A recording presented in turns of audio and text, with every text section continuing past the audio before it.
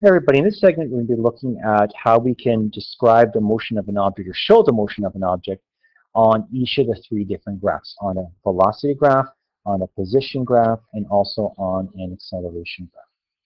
So we're going to start by looking at this graph here. This is familiar to you. This is the one in the first video segment of this series. And what we have here is we've got an object that has several components to its motion, and I show those components on a velocity graph. So I'm going to have positive, negative, and I'm going to indicate the velocity of each of these little changes in motion. So at the beginning and end of each segment. So here I have a zero velocity. I'm motionless at the beginning. At the end I'm positive. I stay nice and constant positive. I come to a stop. I become negative. I keep that negative velocity. And finally we come to a stop again. So basically what's going on here is I've got a positive acceleration here. And what's going on is I'm speeding up. So again, speeding up towards the positive. Then I've got a zero acceleration. I'm not changing my velocity. And here it's a constant positive velocity. Then I'm gradually coming to a stop. So here I'm slowing down, eventually to a stop.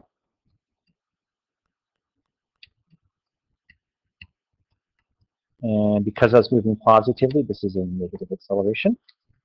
Then I continue with the negative acceleration, actually pick up some speed negatively. So I'm speeding up negatively now. Then I keep that negative velocity. So it's nice constant. There's no acceleration. I just keep the velocity. There's no change in motion. So constant negative velocity. And then I gradually come to a stop. So I must have a positive acceleration because I was moving negatively at the beginning. So slowing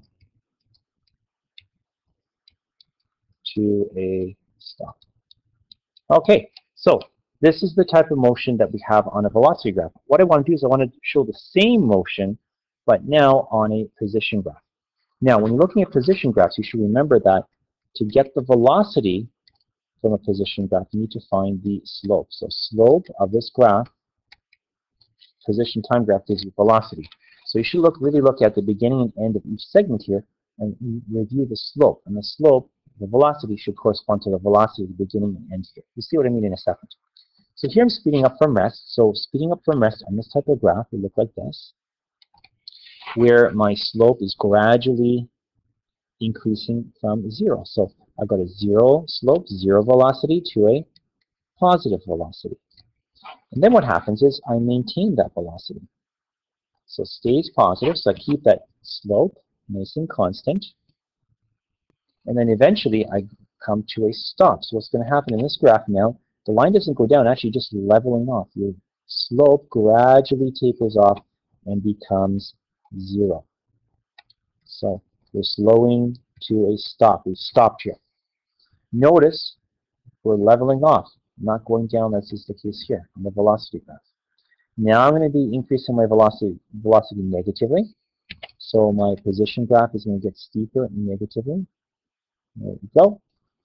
So I went from zero to a negative velocity. And then I'm going to keep that velocity for a little bit. So it's constant velocity here. So what I have here, negative, and then it's constant negative velocity. And again, what happens here, I gradually slow to a stop. So I'm going to be leveling off here. So my slope goes to zero again. There you go. So zero slope. So you can see here that these two graphs really depict the same type of motion. One thing I want to point out here is that when I'm looking at your position graph, your position could be anywhere along here. This is another graph. Let me just sketch one quickly. That really depicts the same type of motion. We see it's offset a little bit. No big deal. It makes no difference. But what I'm looking for is a pattern. I'm looking for this pattern when I'm marking. So here I look for, on the position graph, an upward curve. So I'm increasing my velocity. Then a nice constant slope that's positive. Then a leveling off of the graph here. So zero slope at the end. Then we're increasing our velocity, going negative now. And then it's nice and constant and straight, and then it levels off again. So it doesn't matter where your graph is or if it goes higher or lower or crosses the x-axis at a different point. It really doesn't matter. What I'm looking for are these little patterns. And if you've got those patterns in each segment and they're correct, you're fine. You get full marks. Okay, let's look at the last type of graph here. I've got my acceleration graph. My acceleration, remember, all I'm doing is I'm looking at a nice horizontal line. Acceleration could be positive acceleration, zero acceleration, because right at the x-axis, and a negative acceleration. It's always horizontal. So what we're going to do is look at the slope of the velocity graph. So nice constant positive slope, nice constant positive acceleration. Zero acceleration, I have no slope. So during this whole segment, zero acceleration. And then I've got a negative slope, nice and constant and negative. So negative acceleration. Then it continues negative acceleration. Looks like it's about the same slope, so I'll put the line at about the same spot here. Then I have a zero acceleration. I'm not changing my motion. And finally got a nice positive acceleration. Actually, straight line here. So positive acceleration. I'm speeding up towards the positive. You notice the graph is very chunked. So just kind of connect the points with these vertical lines here. So very dramatic changes in motion. But the acceleration graphs, as I said, they're always horizontal. And just look at the slope of the velocity graph. So positive acceleration, zero acceleration, negative acceleration, zero, and positive acceleration again. So if you want to, you can pause now and try some of the examples in your book, in your workbook. I'll be going through the answers shortly. Hi, this is Mr. Kerr again. This note is the one you have on converting between graphs. It's in your workbook.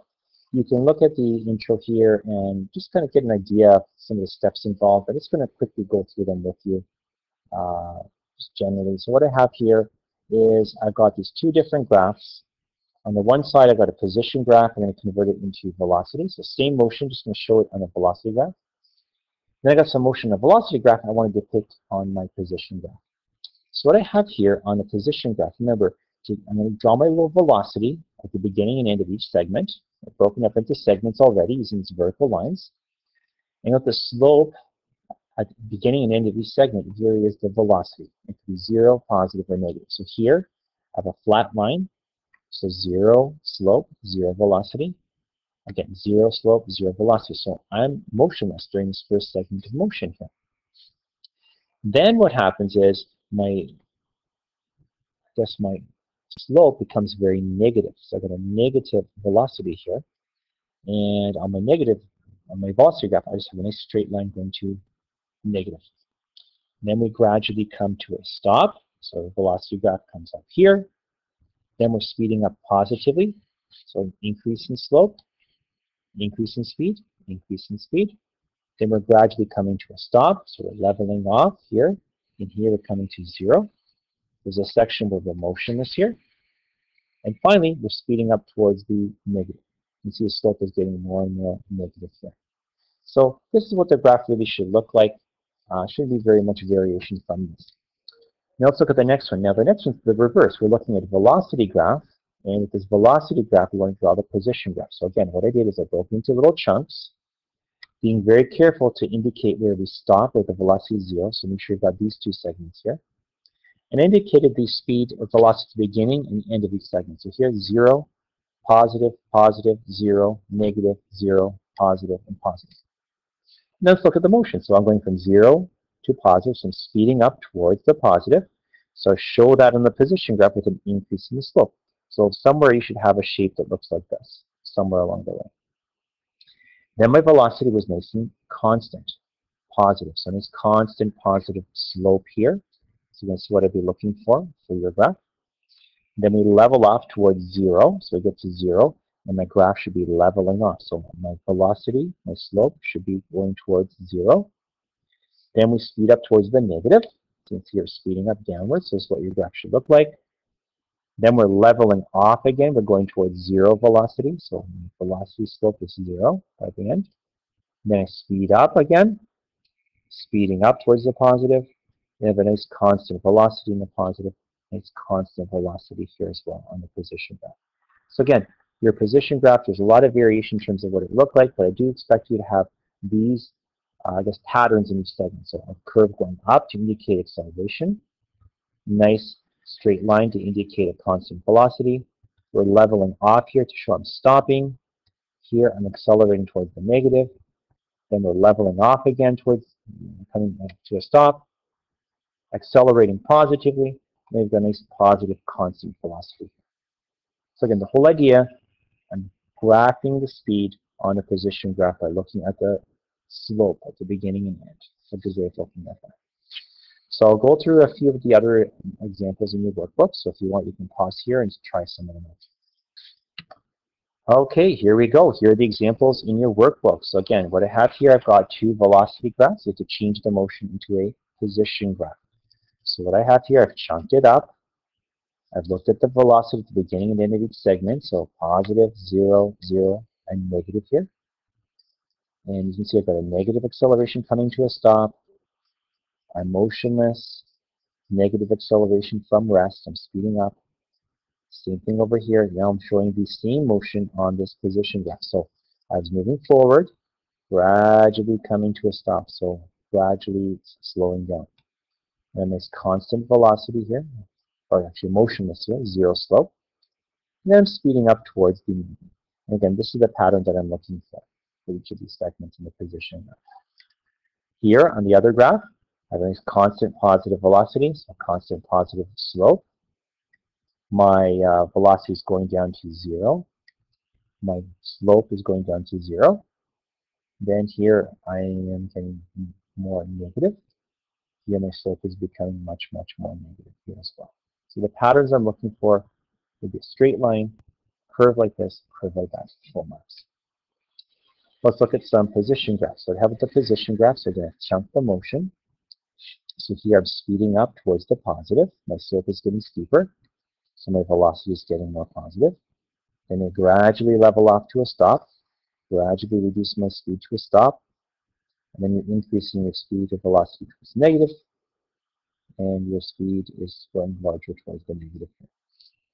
On this graph, I'm starting to move very quickly at the beginning, gradually coming to a stop and staying there for a little bit, staying motionless for a little bit. So moving negatively, coming to a stop, staying motionless for a little bit. Then speeding up towards the positive, so my slope is getting bigger towards the positive.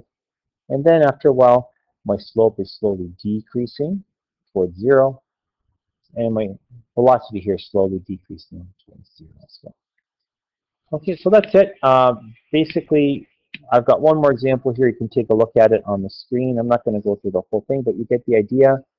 You're taking one type of motion, converting it into another type of graph. It's really showing the same motion. When you're looking at the position graph, I'm looking for certain patterns. There will be a little bit of variation in your graphs, no worries. However, when doing the velocity graph, this should be pretty well dead on. So this should be good. Okay, so that's it. Have fun with these graphs, and if you need any further help, see me after school.